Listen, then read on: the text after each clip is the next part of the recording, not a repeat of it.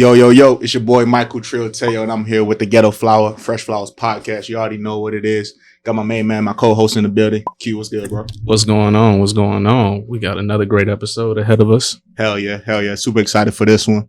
Kind of a double whammy, ultimately. Yes, sir. Special guests. So I appreciate y'all for coming through. But I'll have y'all introduce yourselves, man. So Galaxy Francis is in the building. Yeah. Appreciate you, man. Galaxy Francis, the spacious one. The Andromeda Galaxy, sir. Thank you for welcoming. Thank you for having me, bro. Of course. And go ahead, Tone. What's good, Rusty? Yes, sir. It's Daylight Tone. Big left lane general in this motherfucker. You know what's good. Delegate Tanae. Delegate Tanae and Jealous Shy Francois. Fucking Ooh. I feel like there's gonna be a lot of those in this episode. exactly, bro. You gotta fill us in on like the inside jokes and let us know, man. So we can get hip, man. It's a whole language for real. That's why we got that song called Language. big language.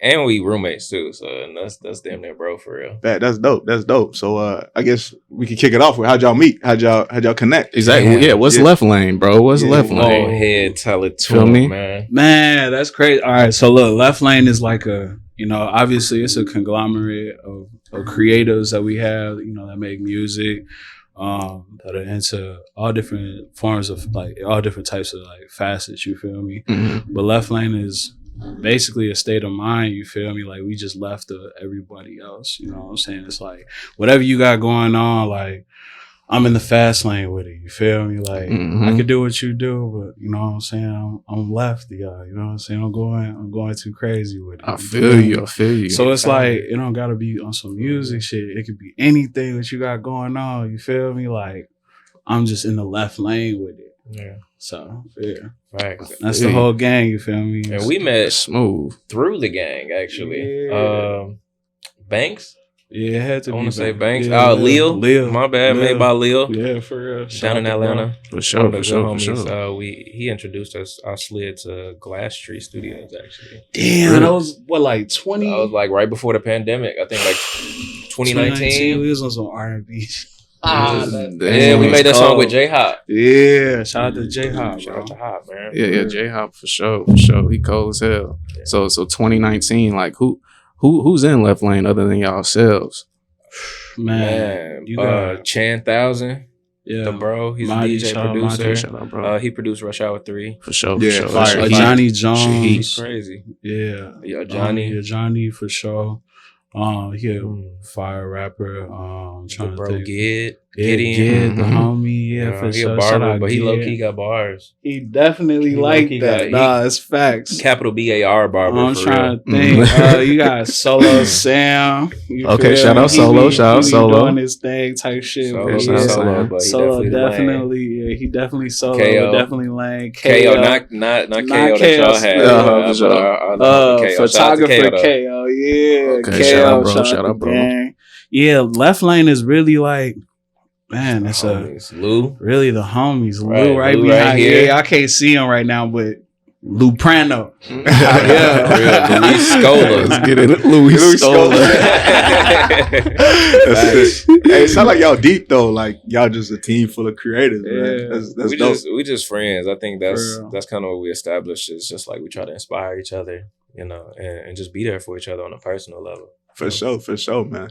So we damn near do more like interpersonal activities than we make music. For real. Yeah, that's dope. That's what it's all about for real.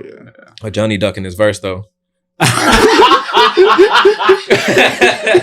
Controversy. What you waiting on a verse from him? Yeah. Well, no, what's crazy? He sent me a song, and I love the song. I love it, Johnny, obviously. And I hopped on the song. Hey, I went tell 07 Wayne Johnny on drop. it though. Drop I'm not it. gonna lie. I'm gonna say it. 07 Wayne. I went Hitchhiking 07 gotta Wayne. drop. He started it. He started the track. He came in smooth. He was sliding on that, and then maybe he got like 8-10 bars in, and he was like, "Man, go crazy." I was like, "Oh, don't tell me that." Went crazy. Lost your top on that. No, for real. And I want the people to hear. I want a Johnny to slide on the come back. You know what I'm saying? On the end of it, for real. That record gonna be so crazy. come I can't on. wait for it to drop. Come on to Johnny. Also, congratulations to him. He did just drop a 3-song EP too. Yeah, that's facts. Shout out, bro. Yeah, shout out, bro. Shout out, bro. That's dope. But shit, let's dive into some more personal stuff, man. Mhm. Galaxy, obviously, friend of the team, friend of the show. This your first time, rocking out with the podcast for us, but we've been tapped in, obviously, through your music, through different shows that we popped out to. But definitely would love to, hear a bit about you and your creative process. Obviously, we noticed that you've made some changes as far as your music career. Mm-hmm. So we definitely want to dive into that. But I guess we could sort of kick off on a high note. You just recently dropped the single "Shining." I see you're rocking the Shining hoodie. Mhm. The brand is strong. Real head strong. to Brand is toe strong. and shiny. Real strong. wear. Dripped out in TGF yellow, of Yes, course. sir. Of course. Yes, sir. Of course. Yes, sir. Man, go ahead to that website, copy something, 50% off. Yeah. But no, so let's get into that single. I know you collaborated with Jay Wood, Yeah. another friend of the show. So yeah, let's dive into a little bit of that and how that came about. Man, The Shining came about I want to say 2018, 2019. Oh wow. Whenever Monty Booker dropped his first drum kit, like that was one of the first beats that I made with his drum kit. So Damn, that snare. the snare is it's like 5 snares. Some of them were from Monty's kit, but like the hi-hats, like those are definitely from Monty's kits for sure. Very snary. So made that beat. It just kind of came to me. I had the hook, I feel like, at first, and then I kind of made those chords around that, and I knew I wanted to make something light. Recorded that hook, recorded up until like the 4th bar in the first verse, and then sat on the song. Damn. Like, because I didn't know how to finish it at the time, and I don't try to force a lot of things. Yeah. So I was like, the time is going to come for the song to be able to come out, like when it's going to be received the right way. I just know it has to be finished some other way. And then I had some kind of revelation where I just wanted to collaborate with people more. And that was the answer, was to add somebody else's energy to the song. And I'm a big fan of Jay Wood's music. So him and I have been, tapped in with each other, just doing other stuff, like in the scene. We had a few sessions together prior to making The Shining. So when he came and did that, he wrote his verse probably in like 15 minutes, laid it in another 10 at the crib. And then I finished the hook. That's where you get pause, click, flash. I'm like, so he records his verse and then I do that because it's like, this song makes sense now. I know what it needs to finish it off. It just needs that super hook that everybody can kind of relate to. So that's how that song came out. Dope. So did you know, like when you were holding on to it, did you know you were holding on? Were you doing the rebrand process like during that time, or did you know? Okay, cool. Okay, for sure. Great for question. sure. That's a great segue too. Sure. So when I had made that song, I was LA Van Gogh. Really? Okay. My artist name was LA Van Gogh at the time, Mm-hmm. and I think I was focused on putting out more music, like the Shapeshifter project. Right. I had made that in that same time frame, like, or maybe after I had finished the Shapeshifter project. For sure. And I knew I wanted to do more. During the pandemic, I made this kind of like 90s R&B album that we hope will come out. The Sir Francis joint. Lou know what I'm talking about. And I made that album out of a reaction to all of the stress that I was dealing with. It's basically just like a love album dedicated to a close friend. Okay. So sure. I ended up making that. Saying all that to say, I realized how much I love singing more than I did rapping. There was more I could emote with my more melodic voice and with the background vocals than I could do with the way that I was rapping at the time. And don't get me wrong, I believed I was a fire rapper. I still am, but along that brand journey was me realizing what I wanted, what made me feel like I was having fun, what made me feel like a kid while I was making it. And just the name LA Van Gogh in general, like, I love following you on Twitter because you're big on marketing and SEO. So that is exactly where my mind was when every time I would search LA Van Gogh, I'm competing with 3 or 4 other very big brands. La Oreja de Van Gogh, which is like a Spanish band, like based over in Europe. The Van Gogh Immersive Exhibit. Damn. And Los Angeles, the city. They got those keywords on lock. So I'm too crazy. I gotta spend bad, and then Vincent Van Gogh. So if I want to compete SEO wise, Vincent, bro, I can't compete, bro. So having that realization as a brand and just always doing a sort of self-reflection of like, what glass ceilings am I putting on myself? Am I fitting in with who I want to be? And knowing that one of my goals is kind of having my own space, being in that left lane for real, then I started to think about what my name would be, what would be different. From the marketing standpoint, the first thought was, how can I stand out? So I maybe have a note in my phone of maybe like 30 to 40 names that I thought about.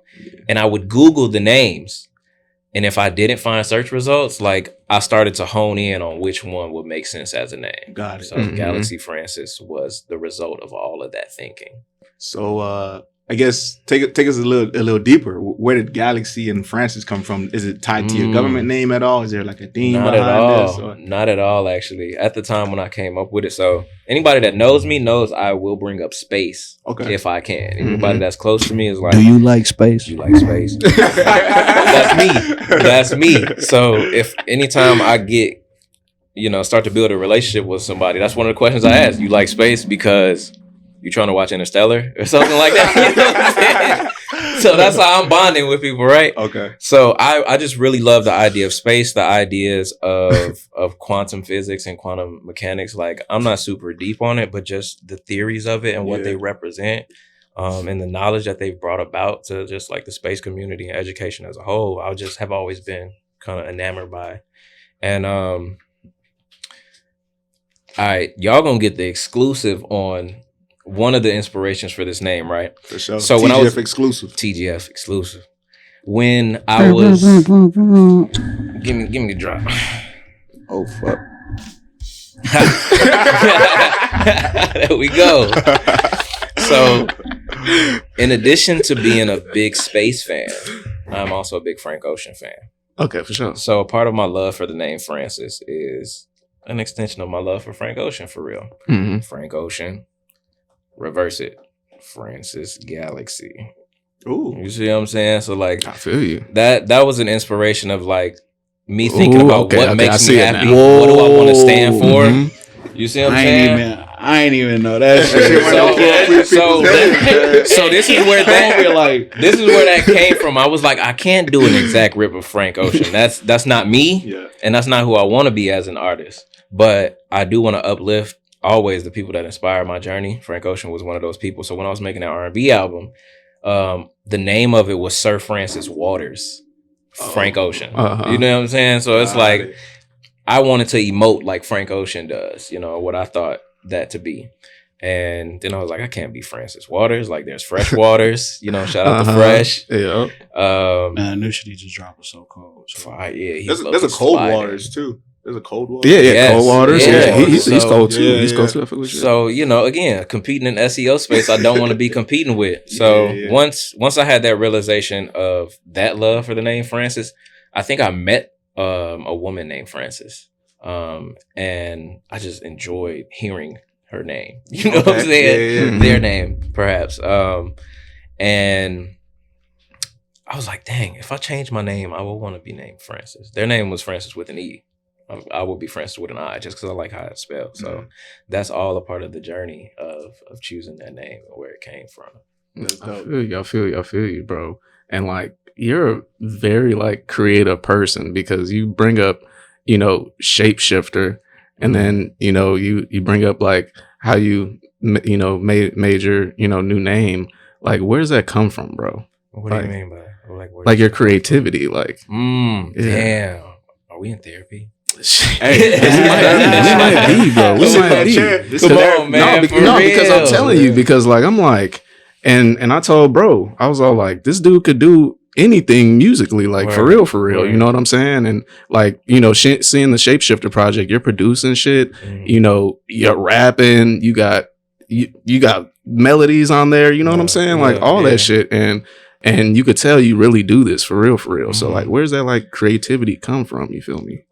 There's a quote I think that I read that's like, confidence isn't the result of, you repeating affirmations in the mirror. It's the result of having repeated evidence that you are who you think you are. So I believe in that I can do anything. Right. You know what I'm saying? And I've showed myself time and time again that I can.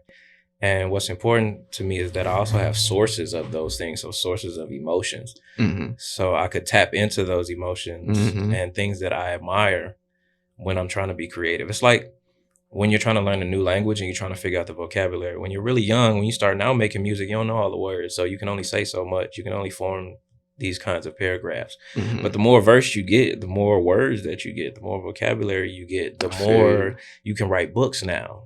then you can write movies. And I'm a big movie fan too. So that's where my creativity comes from. When I was a kid, I watched a lot of movies, cartoons. My grandmother's actually really creative. I had this realization the other day. She makes cards, like just like holiday cards, greeting cards, just for family, you know, just for special occasions. So she'd always make me cards. So I think I saw the technology at a young age too. When my grandmother had a computer that I put Fruity Loops on. So, and my father always went to bat for me. He's a really important person in my life, but my father always went to bat for me when maybe other people in the family wanted me to focus more on school. And I was a good student too. Like damn near graduated top 3 in my high school class. So like I had that taken care of, right? Went to college. So I always had that. But my father saw that I'm a creative. Back to what you're saying. So I feel you. I have still the support system and the environment that encourages me to be creative and to make my own decisions about it. It's just me getting over myself at the end of the day. I feel you. That's big. That's big. You spent facts. And one thing that you brought up during while you was talking, you brought up language. And I want to bring in tone for the come on. Y'all single language. Yeah. Let's break that down. You feel me? Hell yeah, I fuck with it. I remember I seen y'all live. What was that, like a couple weeks ago, right? And then y'all was going back and hey, great show, by the way. You feel me? Yeah, exactly. So yeah, let's get into that, bro. Like, how'd that song come about, and like, you know, kind of break that down. You feel me? Look, bro. So this is what happened. I was getting off. I had a 9 to 5 at the time. I got back to the studio. I get to the studio. Actually, low key. Was it you that text? Yeah, it was you that texted me. We was up there. Slide through. They up there. It's him, Ethan Dees. Shout out Ethan. Lou was in there. Yeah, my shorty. Yeah, we end up. This man ended up pressing play. He was like, "Look, I got some shit for you." That beat came on. I was like, damn, this shit crazy. Slapping. We just ended up going back and forth the whole time. He was set like, up the 2 mics in the we right had behind 2 the mics control room. Shit was crazy. Y'all just did y'all thing. Yeah, the whole time we ain't write nothing. We just like, we was literally like how we're seated right now. This is how it was. This is damn near exactly how it was. So the computer's on the left side of me where we recording. One mic is here, one mic is there. He's in this chair. And then we just start looking at each other. You know what I'm saying? Because in the crib, this is what we do. I'll be in the crib making a smoothie or some shit. And I'm like, shmee more schmet the shmee of like the smashing. And him, and I'll be like, and then he'll, when the tone on me pass it off, like, come on to you. Like, I love it. So it's a result of that. And how long did that take us? Maybe like 30 minutes, if that. Maybe an hour. Maybe an hour after edits. Like, yeah, with the edits and shit. Yeah. We probably came back to it like one time. Was like, man, I'm rocking with this. But Ethan helped make the beat. He made that loop. He had that loop on his computer, and he sent it to me, and I did the drums. Man, I feel you. You know? That's dope. So are you part of all the production on your tracks, or like what's up with that? In a sense, if it's not production, I'm usually mixing it. Right. Because I'm trying to become a better engineer, and part of that is figuring out different techniques, and also engineer and produce for other people too. So it's also natural for me to want to do that for myself. I feel you. Yeah, that's dope. Because I love that you drop language, and I'm trying to see like what is like the scope gonna be of Galaxy. You know what I'm saying? Like what. You know, like what? You know what I'm saying? Yeah, like man. what? Your bag is deep. That's what I'm saying. That's what I'm saying. You got a deep bag. That's what I'm saying. I'm trying to figure out. Y'all like, haven't even heard the depth. Y'all see, you know how you see the memes of the iceberg and shit. And it's like the top of it, and it's like the bottom of it is like grief, fear, anger, all the emotion, all the bad emotion. Imagine that, but it's all the bag of songs. I feel you. I love that analogy because you for real got some. Yeah, you for real got some shit. And we seen the Shinning the music video. Fire. That shit was hard. Like explain that whole journey of you. Did you slide to Wisconsin for that or like what? Okay, explain that whole journey. So Lou and I were trying to come up with treatments for the projects. Visuals are very important to us. It's important now. Period. Why do you feel like that? Why do you feel like that? Why? Because most of us are engaging to visuals. We're not on Twitter. Even on Twitter, like we respond the most to visuals or something that's just emotionally engaging. For real. So I think visuals do the best job of emotionally engaging. Right. Okay. You can express a sound better. You can express a word better visually if you pursue it a certain way, basically. So we were trying to come up with a treatment. We were looking for places that had bathrooms that looked like they could have been in The Shining. Okay. So if you've ever seen The Shining, you're a movie guy, Stanley Kubrick. Stanley Kubrick's one of my favorite directors because of his attention to detail. So that's how I approach music. That's how I approach the film too. So we're trying to find places that could accommodate, us maybe going for just renting a couple hours. And then the more we search, the more we're like, we should do an Airbnb instead. And the one we found, I was just on Airbnb, and the experience is to have different kinds of locations you can stay at. Castles was one of them. So I just like, castle. One in Wisconsin shows up, and I look at the bathroom and I send it to Lewis, and I'm like, this is damn near the bathroom. It's a combination of all of the Shining bathrooms in a sense. So found that spot, went up to Wisconsin with the plan to shoot 6 videos. I think we shot 5 or 6. If we include like the Choose Your Fighter style videos, it's about 6 or 7 videos. So you just banged out a lot of videos. Yeah. We rented that space out for 3 nights, 4 days. Saturday and Sunday was just work day for me, Lou, and Vic. Everybody else, the homies came up. It was Tone, Jay Wood slid, Namesake slid. The rest of the team, Chan came. Okay, so for sure. It was a creative trip for most of us. It was a work trip for a few Patrick's son slid, Bodie. For sure. So it was a fun trip, and so we went out there with the idea of what we wanted to do, and we just executed it. Man, this dude, attention to detail, insane. He's looking for the bathroom. Literally, he's looking for the bathroom. I seen the video. You got the shots where you looking in the mirror, or you have the actor in the shoe. I don't know her name. I'm sorry, Christian. Shout out Christian. Yeah. Super dope. You got the captions on there. It's fire, man. Thank you, man. It's fire. Who edited and shot it? So Vic was the DP. Okay. Lou and I would say we co-directed it. Shout out Lou. He in the back. Lou in the back. Damn near working right now. Luciano and Lou Prano. Should I pause? Lou Dunn. No, you good. Okay, for sure. No, you good. Lou and I, we came up with the treatment together and the logistics of it. You know, so him and I directed it. I edited it the same night we shot it. Actually, Wait, you edited everything? Yeah. Wow. I did. What don't you do, bro? That's what I'm saying. That's what I do. I don't cap. Don't cap. I don't miss. Yeah, tell it to the camera, bro. I don't miss. That's what I don't do.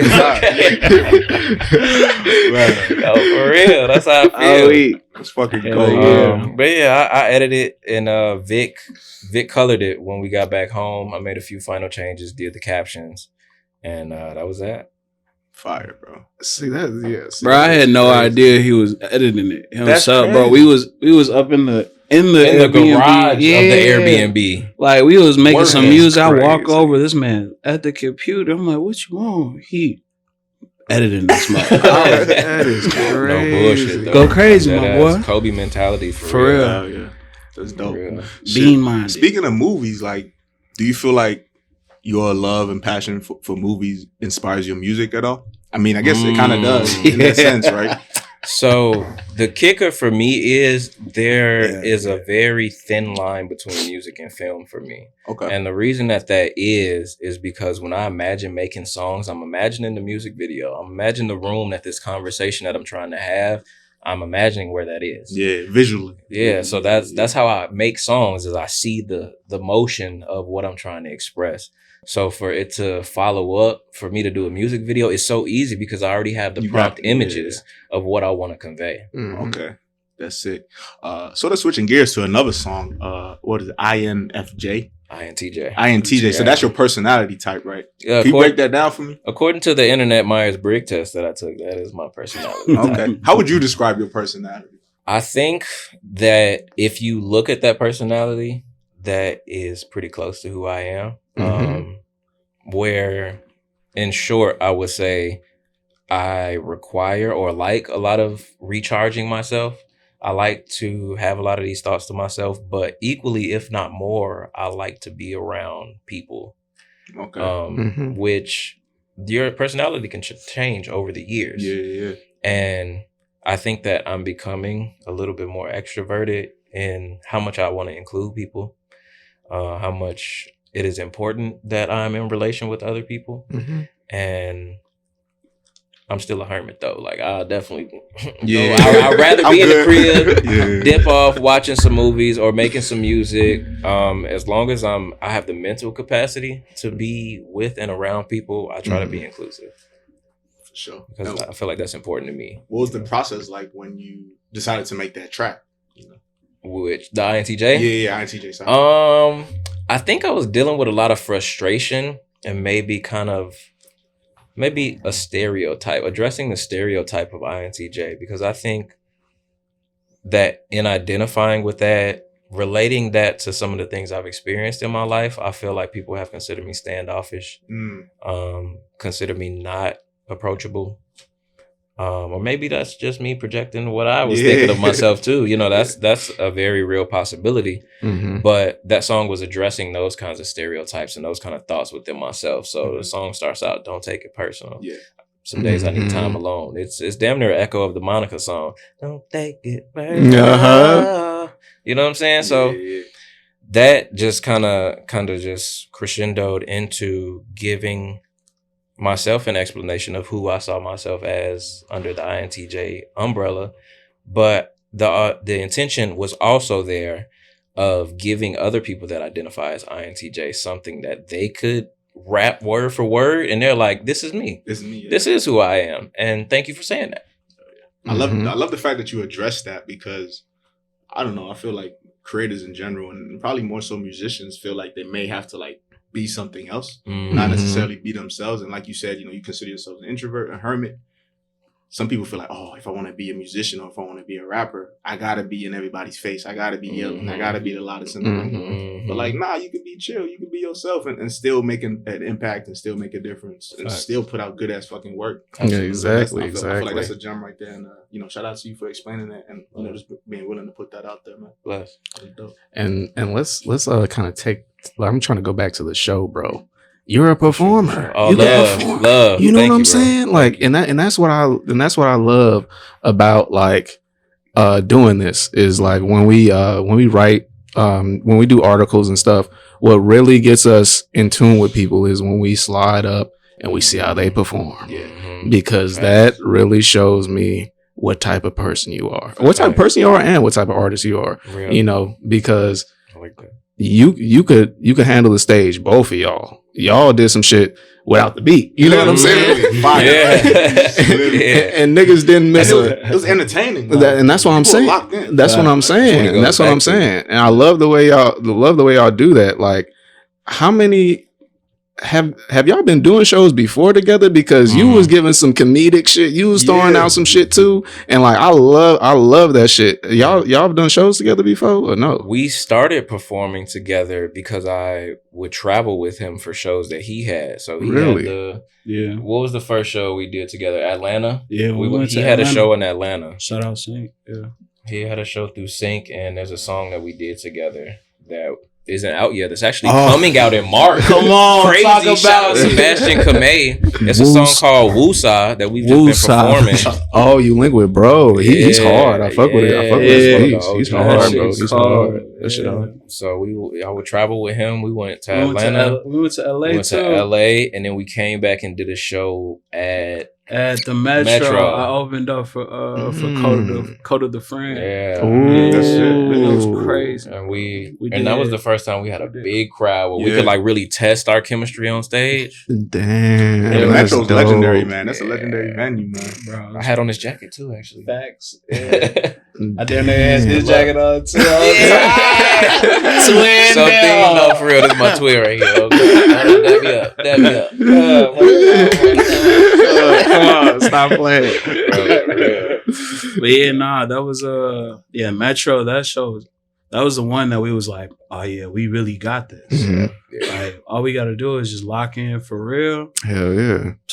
It's gonna be written. It's written. No, You know what I'm that's- saying? No, I agree. No, that's what I'm saying. Y'all got to keep doing that, bro, because like that is, crowd control. You know what I'm saying? And what you're giving is, you're gonna hear this music, but you're gonna be entertained There's at the more to same me than time. just this. Exactly. Yeah, You're gonna be absolutely. entertained at the same time. And I love the way, y'all both, handled y'all shit that day, and you performed perfect, bro. So Thank you.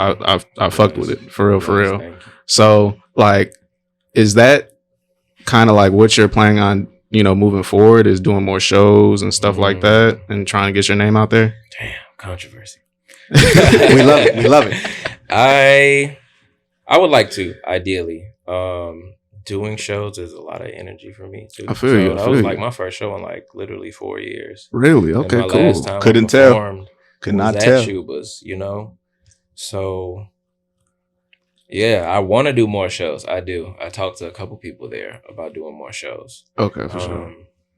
So yeah, I know that I want to. That's something that I think makes people believers. I do think that is such an important aspect. I'm thinking of ways to keep it entertaining. Mm-hmm. I think what we did at Shuba's was super entertaining. I'm trying to imagine ways like how I did with the promo for the show. Yeah, That kind of exactly. promo, Yeah.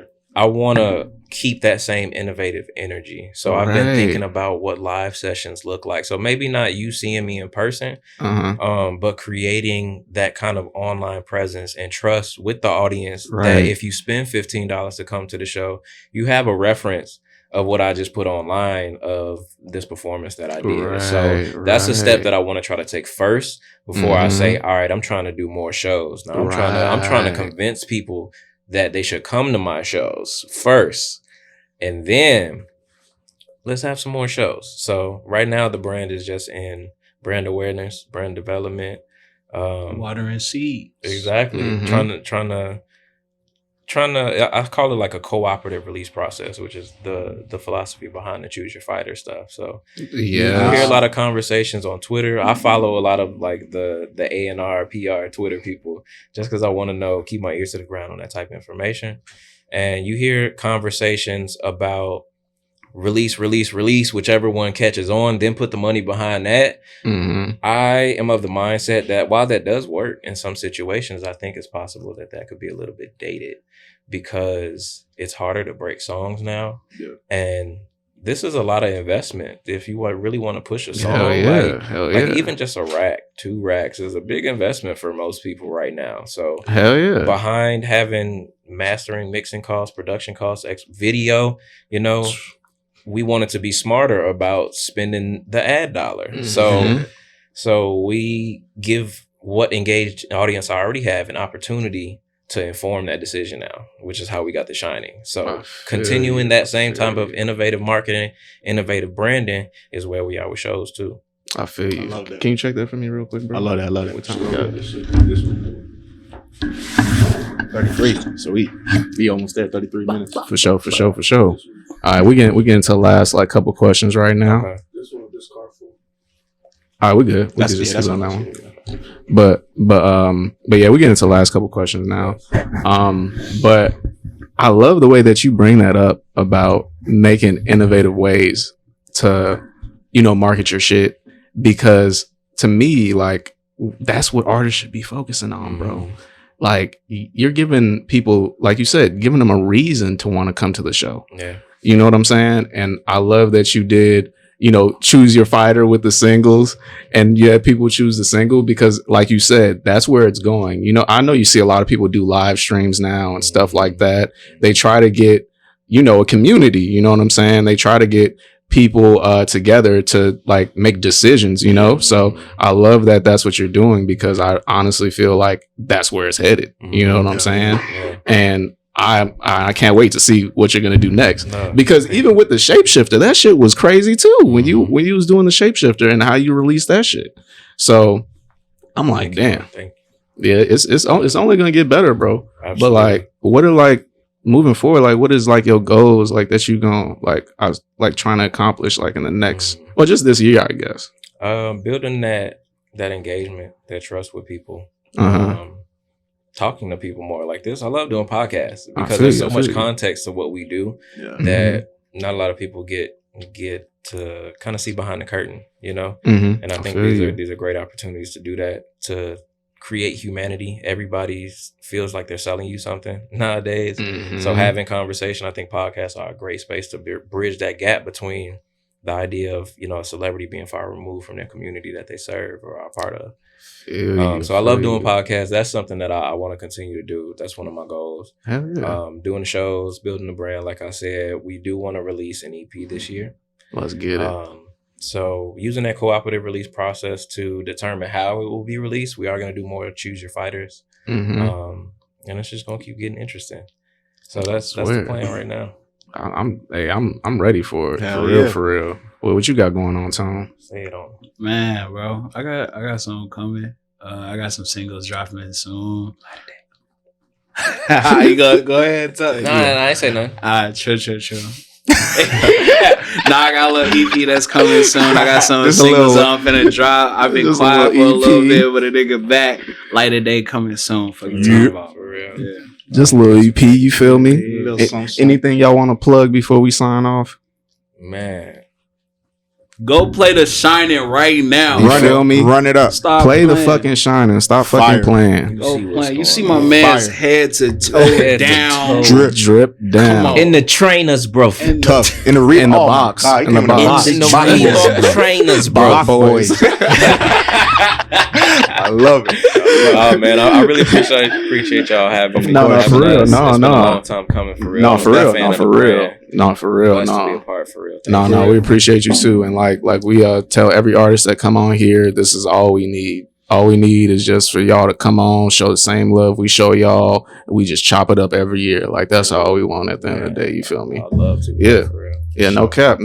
And we'll sign off on that. Fresh flowers, you dig? Daylight, Galaxy. You already know what the fuck going on. We out.